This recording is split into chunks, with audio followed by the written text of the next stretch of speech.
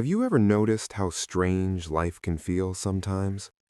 Just when you think you're finally ready, just when you've prayed harder, believed deeper, and given everything you had, the door suddenly shuts.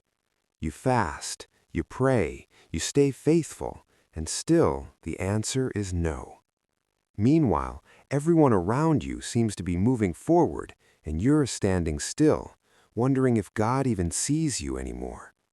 It's easy to feel forgotten, overlooked, rejected.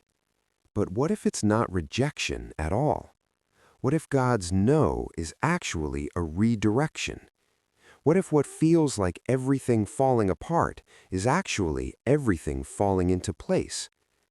Let's talk about the deeper truth behind this quiet pain. Throughout the Bible, God closed doors on people he deeply loved and powerfully called. Think about Joseph. He was betrayed by his own family, sold into slavery, falsely accused and locked in prison, rejected again and again. But every rejection was leading him somewhere. Each closed door was moving him closer to the throne of Egypt. Or Moses, rejected by the very people he tried to help, forced into exile for years. Yet that rejection led him to the burning bush, to purpose, to freedom for an entire nation.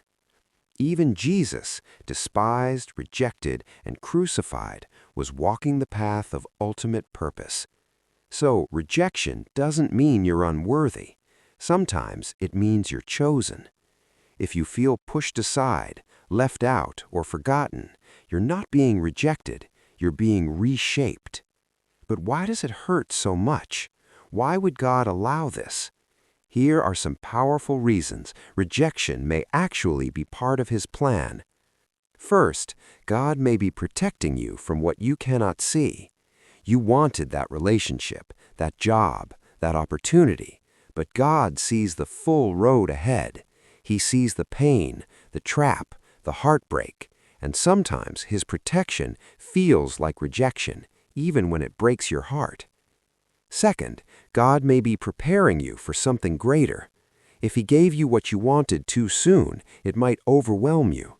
So He builds your character, strengthens your faith, and prepares you quietly, away from the spotlight. Third, God removes what you thought you needed: attachments, comfort zones, people, plans, not to hurt you, but to empty your hands so you're ready to receive what He truly wants to give you. He's not punishing you, He's freeing you. Fourth, God realigns your purpose. You had your own plan, your own timeline, your own vision, but God is more interested in your calling than your control. What looks like a closed door may simply be a redirected path toward destiny. Fifth, God grows your faith in silence. Rejection often comes with waiting, no answers, no signs, just silence.